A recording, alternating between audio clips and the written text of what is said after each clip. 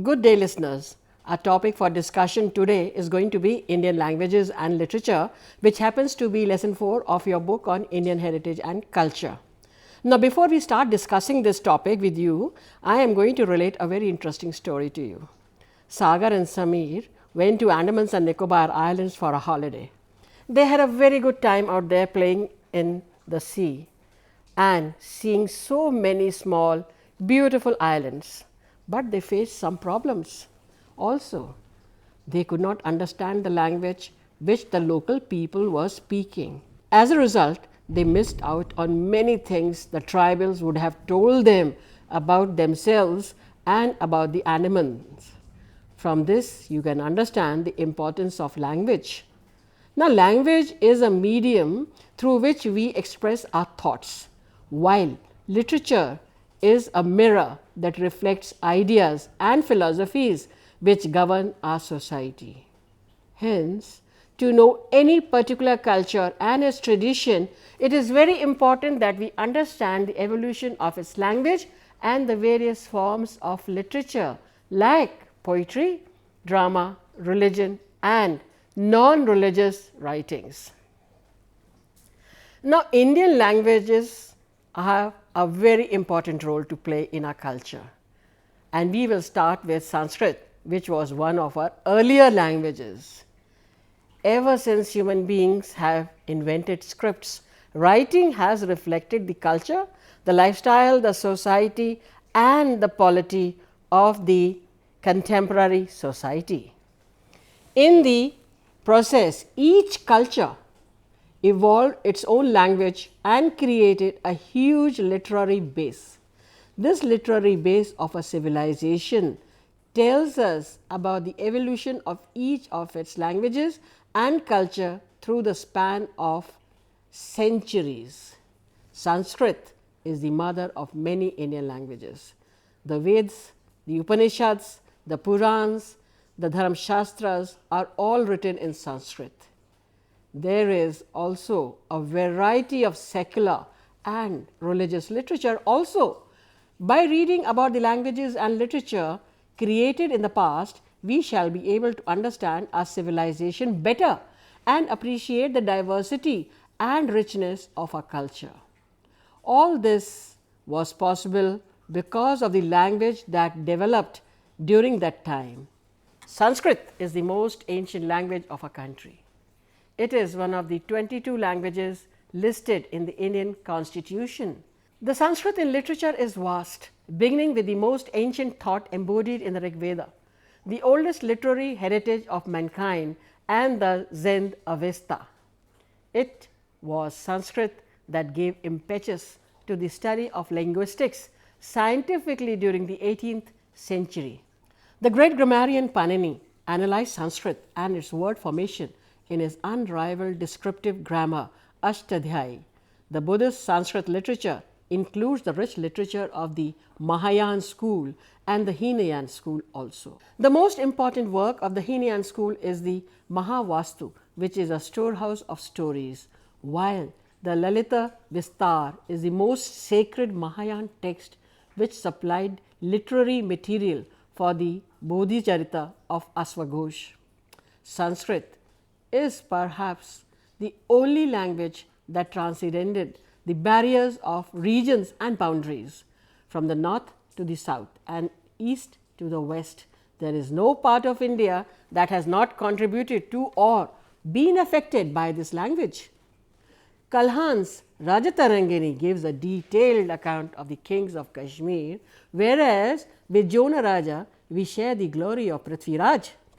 The writings of Kalidas have added beauty to the storehouse of Sanskrit writings.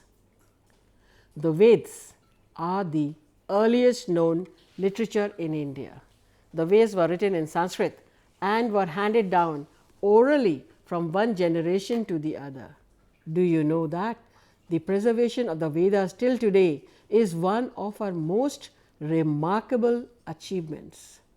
To be able to keep such a literary wealth as the Vedas intact when the art of writing was not there and there was a paucity of writing materials is unprecedented in world history.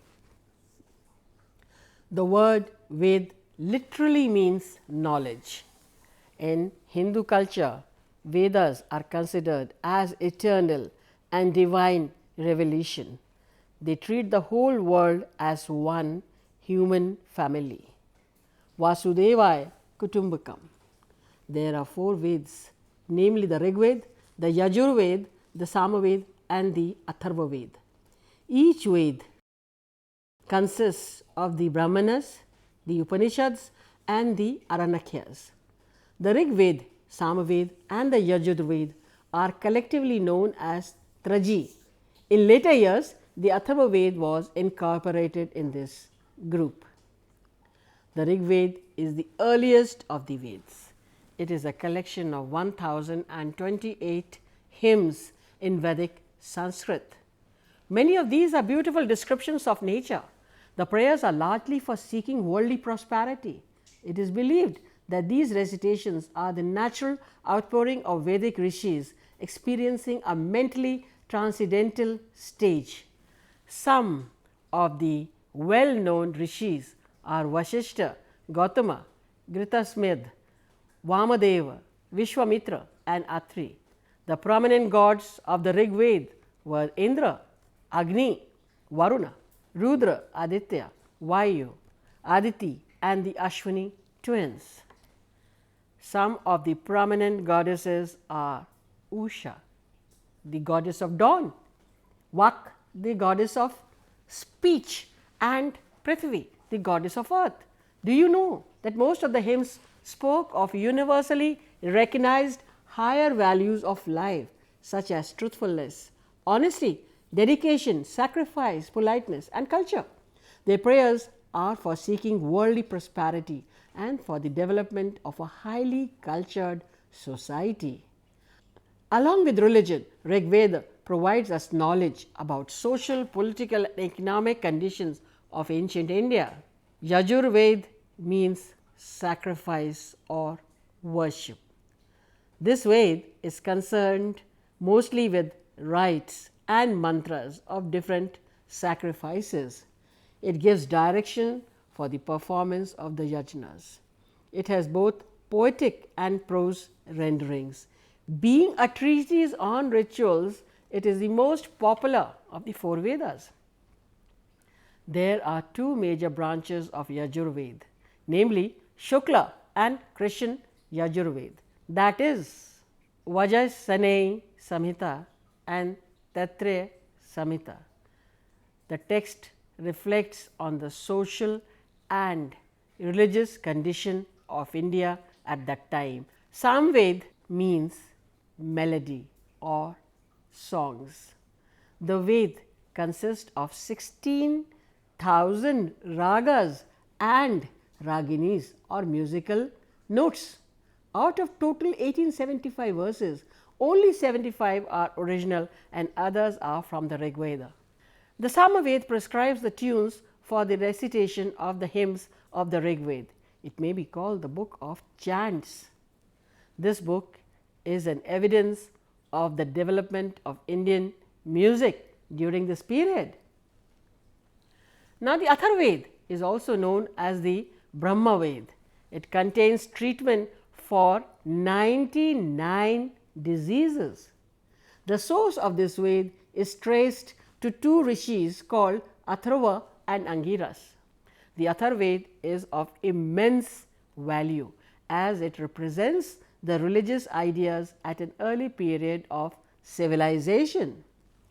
It has 2 branches, the Pepilad and the Shaunak. This book gives detailed information about the family, the society and the political life of later Vedic period. In order to understand the Vedas, it is necessary to learn the Vedangas or the limbs of the Vedas. This supplement of the Vedas provide education, that is Shiksha, grammar, that is Vyakran, the rituals, that is the Kalpa, the etymology, that is Nirukta, meters, Chand and astronomy, that is Jyotish. A good deal of literature grew around these subjects. It was written in the form of precepts in the sutra style. A precept was called Sutra because of its brevity. The most famous example of this is Panini's grammar, Ashtadhyayi, which illustrates the rules of grammar and also throws light on society, the economy and culture of those times. Then we also have the Brahmanas and the Aranakyas. After the four Vedas, a number of works called the Brahmanas were developed.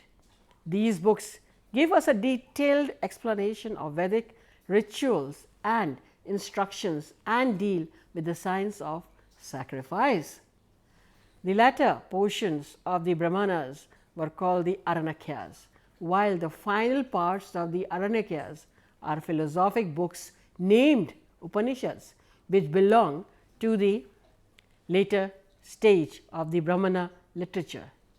Each of the four Vedas have their own Brahmana books. Rig Veda had Kaushitaki and Taittiriya belongs to Krishna Yajurveda and Shatpat belongs to Shukla Yajurveda. Tandav, Panchvesh and Jamne belong to Atharva Veda. It is through them that we get a detailed information of the social, political and religious life of the people. The Aranakyas deal with soul, birth and death and life beyond it. These were studied and taught by men in Vanprastha, that is, Munis and the inhabitants living inside the forests. All these works were in Sanskrit. Initially, they were handed down orally and were put to writing much later.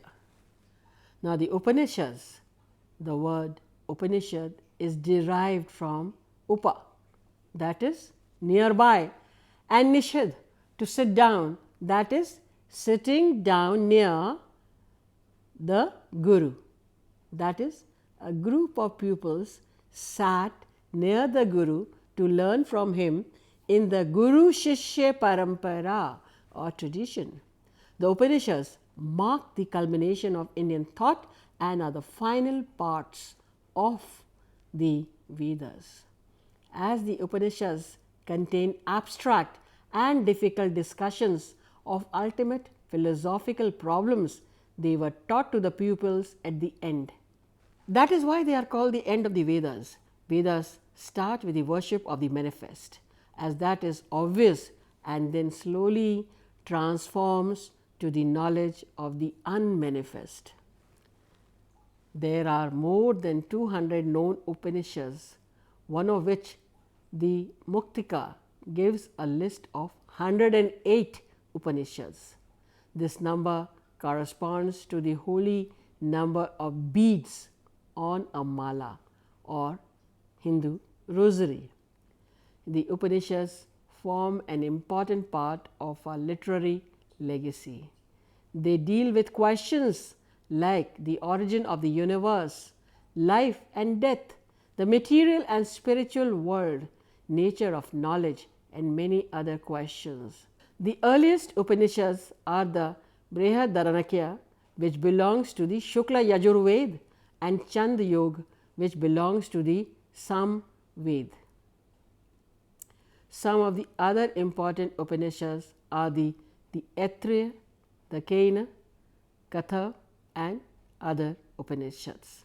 I am going to tell you about 8 important Upanishads, which you must take time out and read for yourself. One of them is going to be the Isovasaniya Upanishad. This Upanishad deals with identifying ourselves with the all-pervading truth, which is to realize the self within. To see this through the phenomenal world is to realize the truth in the outer world of plurality. This is the very theme of this particular Upanishad. Then we have the Kena Upanishad. This Upanishad derives its name from the first word Kena, which is meaning by whom. It is an inquiry into the nature of perception, written in both prose and poetry, using a conversational style to describe the eternal truth. It is a search for the real power which lies behind the workings of the universe, both external as well as internal. Then we have the Kathopanishad. Now, Kathopanishad starts with the story of a young boy who is ready to face Lord Death in his quest for truth. Now, this is a very important, very interesting Upanishad. I think among all the Upanishads, you will find this the most interesting. It is a discovery into what happens after death. This is perhaps one of the clearest of the 10 classical Upanishads which you must read. It is a must. Then we have the Prashnopanishad. This Prashnopanishad is dealing with 6 set of disciples who are asking 6 different questions.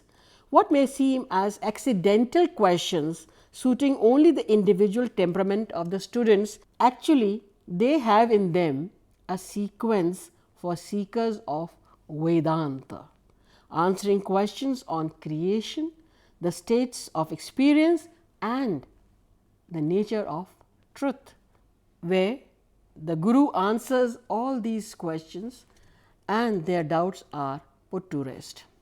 Then we also have the Mundak Upanishad. Here the seeker Shaunak asks the master Angiras, what is that knowledge knowing which everything becomes known?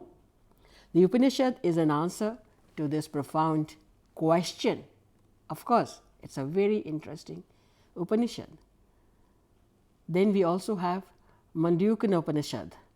Of the 10 important Upanishads, this Upanishad is the briefest and most commented upon. It explains the mystic symbol Om and the 3 states of awareness: waking, dream and deep sleep, and the transcendent 4th state of illumination, that is when you get awareness. Then we have the Aitra Upanishad and the Taittiriya Upanishad. Now, the Aitra Upanishad, which is also called the Atma Satak and revealed to the saint Aitreya, this Upanishad is from the Rig Veda. To indicate the eternal truth, a theory of creation is superimposed upon the truth. Then we have the Taittiriya Upanishad. Nowhere in the world do we get such a complete study of the human personality in all its exhaustive features as in the Taittiriya Upanishad. Apart from a clear description of the 5 sheaths, it gives us a vivid picture of how the ideal system of education should be, with instructions and advice on how to live Vedanta in life. Apart from this, we also have the Ramayana and the Mahabharata, are 2 great epics, Ramayana and the Mahabharata. The Ramayana of Valmiki is the original Ramayana, though it is believed that there are innumerable Ramayans written by many. It is called Adi Kavya, and Maharishi Valmiki is known as Adi Kavi. The Ramayana presents a picture of an ideal society, that is, what a society should be like. The other epic is the Mahabharata. It was written by Ved Vyas. Originally, it was written in Sanskrit and contained 8,800 verses and was called Jaya, or the collection dealing with victory. Originally, though there were about 8,800 verses in the Mahabharata, later on they were raised to 24,000 and came to be known as Bharata, that is, named after one of the earliest Vedic tribes. The final compilation brought the verses to 1 lakh, which came to be known as the Mahabharata or the Sat Sahasri Samhita. It contains narratives, descriptive and didactic material relating to conflict between the Kauravas and the Pandavas. The Mahabharata and Ramayana have several renderings in different Indian languages.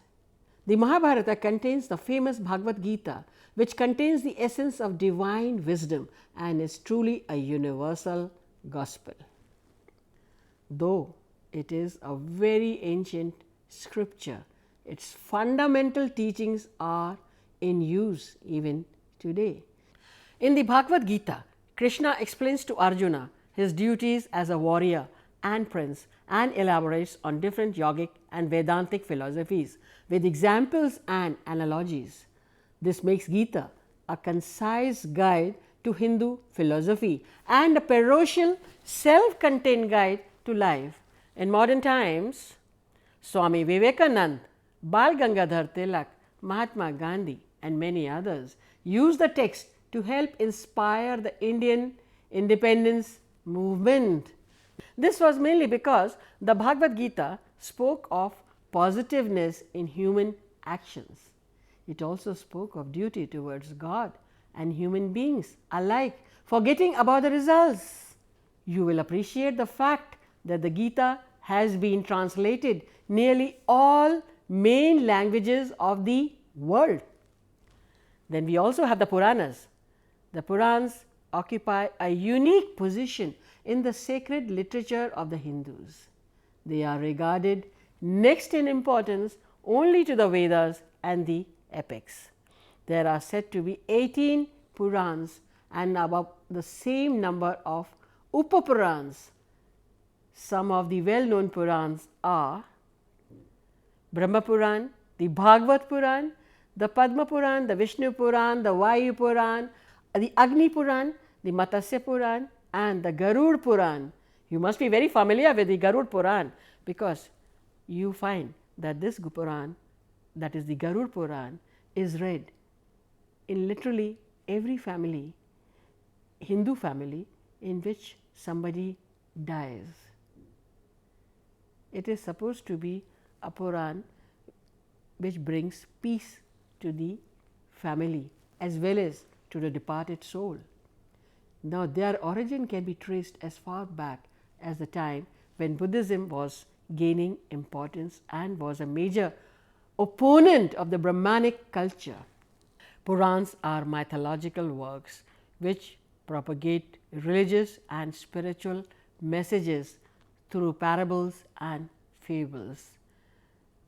They have a potent influence in the development of the religious lives of the people. The Puranas follow the lines of the epics and the earliest Purans were compiled in the Gupta period. They are full of myths, stories, legends and sermons that were meant for the education of the common people. These Purans contained important geographical information, histories and deal with the mysteries of creation, recreation and dynastic genealogies. This period also saw the compilation of various smritis or law books written in verse. The phase of writing commentaries on the smritis begins after the Gupta period. The Sanskrit lexicographer states that a Puran should describe 5 topics. One is Sarga, that is creation, then the Pratisarga, that is secondary creation. Then we have Vamsa, which is genealogy, and the Manvantra, that is Manu period, and finally the Vansh Charita or the dynastic history. There are innumerable stories to be read about the Purans, which you must have access to, because this is a literature about which you people as a students must know. It will make your life extremely enriching and you will come to realize the immense literature which our country has right from ancient times. It is important for you to know about these Rigveds, about the Brahmanas, about the Aranyakas, about the Upanishads, not because you are a Hindu, but because it is universal. These books are universal. They do not belong to any religion, they belong to the entire world, and everyone must, if possible, read about all of them. If not all of them, at least some of them. They make interesting and informative reading. Thank you.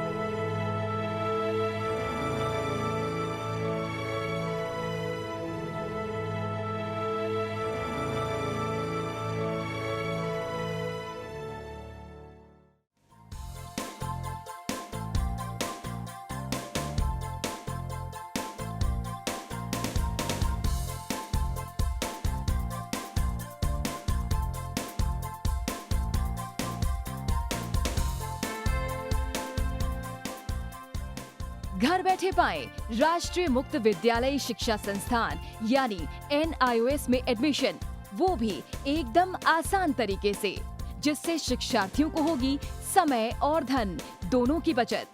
NIOS से शिक्षा कभी भी कहीं भी।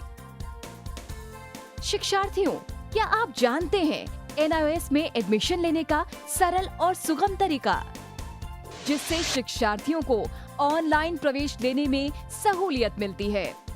NIOS में प्रवेश की प्रक्रिया पूर्णतया ऑनलाइन है। शिक्षार्थी घर बैठे इंटरनेट द्वारा प्रवेश के लिए सबसे पहले NIOS की वेबसाइट www.nios.ac.in पर लॉगिन करें। अपना ईमेल आईडी और पासवर्ड डालकर अपना पंजीकरण करें। पंजीकरण के बाद लॉगिन करने पर ऑनलाइन प्रवेश हेतु आवेदन पत्र खुलेगा। आवेदन पत्र को निर्देशानुसार भरें और प्रिंट आउट लें। इस प्रिंट आउट पर अपनी फोटो संलग्न करें। ऑनलाइन प्रवेश के लिए शुल्क हेतु भुगतान के तरीके हैं: क्रेडिट कार्ड के द्वारा, डेबिट कार्ड के द्वारा, राष्ट्रीयकृत बैंक के ड्राफ्ट के माध्यम से, जो कि सचिव NIOS नई दिल्ली या नोएडा के पक्ष में देय हो।